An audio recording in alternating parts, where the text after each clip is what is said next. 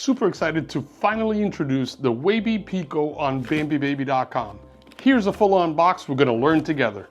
Stay tuned. This WayB Pico seat is good for children 22 to 50 pounds or 30 to 45 inches. Make sure you secure the top tether and anchor it down below, and then you pull on both waist straps to tighten them up. Please be sure to follow the instructions and make sure that it fits your child appropriately. Just like that, we have the WayB Pico ready to demo. Stay tuned and we'll do a ton of different videos on how to travel with your WayB Pico, put it in your vehicle, anchor it, latch it, and tether it. Stay tuned for more.